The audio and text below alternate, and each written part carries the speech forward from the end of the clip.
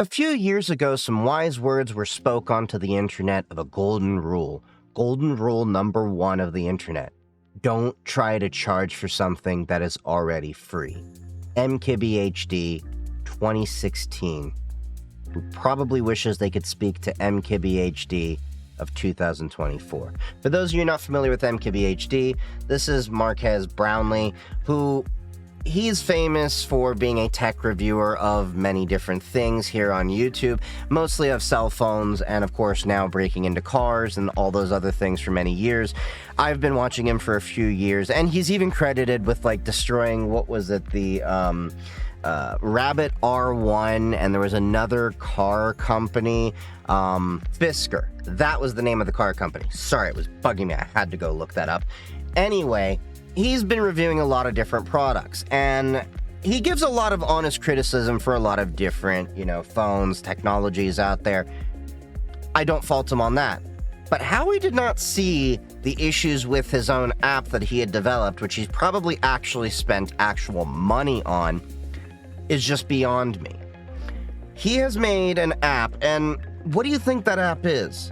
Is it some kind of secure messaging? Maybe is it a way for him to, report all different devices, the different issues in different ways? No, it's a, wallpaper app. Now, don't get me wrong. If this were a wallpaper app in and of itself, that'd be fine. The issue is, he wants $12 a month or $50 a year for these wallpapers.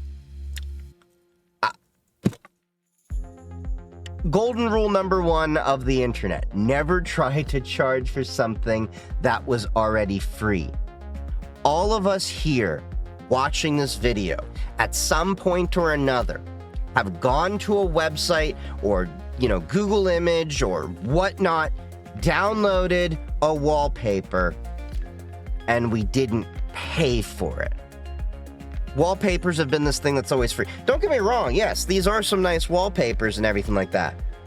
But they ain't $12 a month, or in the case of some of these, where you open up, you end up having to buy $8 for the entire... No, I'm sorry. That was a huge swing and a miss. Even worse was apparently they've done some looking into the app and the security around it, and it's not that great. So, while we're on the subject of security, let's take a few seconds to talk about Proton, the company that believes that privacy should not only be the default setting, but an inherent right to everyone. They have an encrypted at rest email, drive storage, calendar, and many more features like a VPN, a password manager, and more. Check them out with the links below. Over on Mastodon, Blue Sky, and Threads, this was being discussed in varying amounts of detail depending who was covering it. There were one security and one privacy issue that were really standing out here with the application. One, data disclosures. There is no reason why an app that just serves you wallpapers to download has that much data that it's requiring of you. It shouldn't really require any, to be clear. It should only be able to collect your email for your login, and that's about it. That's about all you need for a wallpaper app. If it was doing anything else, we could have some arguments there. But the second one isn't really a security issue for the end user, but just goes to show how slappily this was put together, that apparently it's not using pre-signed URLs, so all the images that were hosted for the Panels application were apparently in a Google Cloud image storage URL that is publicly accessible, so someone was able to reverse engineer the app in about 26 minutes, their words, and be able to download all of the images that were on that website and put them on a GitHub. So that's a huge security issue if you're trying to monetize a digital product and they can just go in and take it. But then again, we're talking about wallpaper, something that we predominantly get for free anyway. I don't think this was really thought out. Although I do have to say, as one person on Threads really did point out pretty well, You say it's insecure, but I think this may be one of the nicest looking apps ever created by someone hired from Fiverr. And the honest truth is, that's kind of the feel I get from this app, is it wasn't really designed by anyone that really knew what they were doing, or at the very least, managed by someone who knew how to put together an infrastructure to protect business assets. And on the vein of business assets, it had also been pointed out later on when I was looking that apparently they were selling a Batman wallpaper. Do we have the rights to Warner Brothers and DC officials signing off on this? So I don't think this app was really thought through. I really don't. And don't get me wrong, I'm not hating on MKBHD just to be a hater. He has a lot of great reviews, but I think he may have stepped out of his comfort zone in not a good way this time. And this is a product that no one really wants nor needs. Yes, you got some cool wallpapers there, but who really is going to spend money on wallpapers for a phone or their desktop when 99% of the time, guess what happens? Your wallpaper is covered up by something else. You know how little I care about wallpapers? I literally have the Electronic Frontier Foundation's free wallpaper right on there. That's been the same wallpaper I've had for several years on my phone. And if we want to take it a step further, my Samsung S23 that I use to record all my content for like TikTok, and I use as a camera for my YouTube when I'm on the go, that's the stock Samsung wallpaper.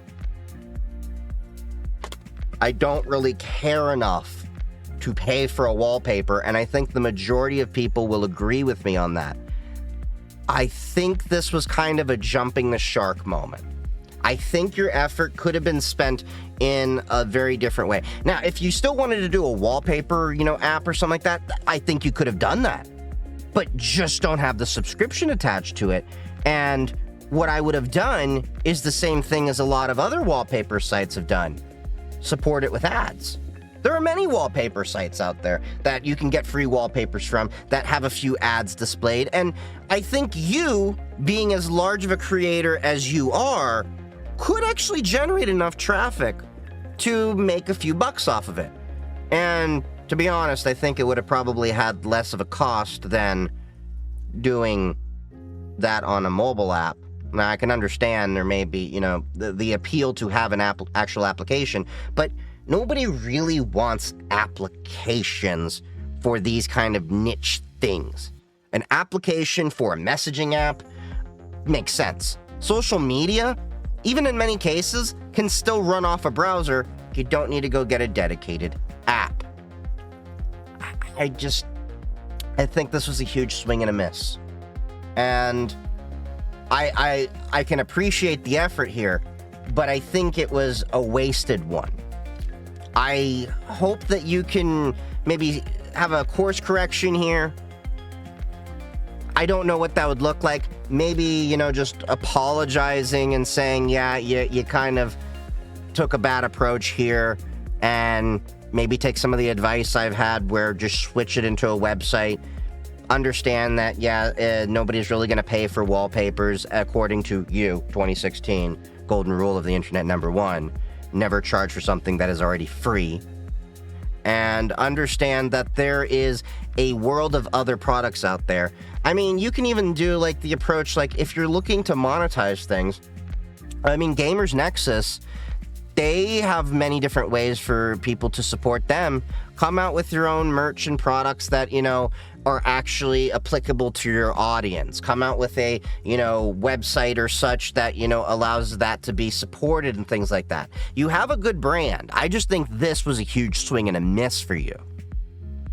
I have a lot of respect for the content that you've made and how you've made the content over the years to have to push a lot of people to up the quality for a lot of different things. I'm even inspired by how you make content in certain ways, and it's gotten me to think about how I should approach different things with my tech and cybersecurity content as well. I just don't think this was it. Well, anyway, thank you all for joining me. Make sure to like this video and subscribe as well to see more of my content. Usually it's on tech and cybersecurity. I just had to talk about this because this related to cybersecurity with a little issue there.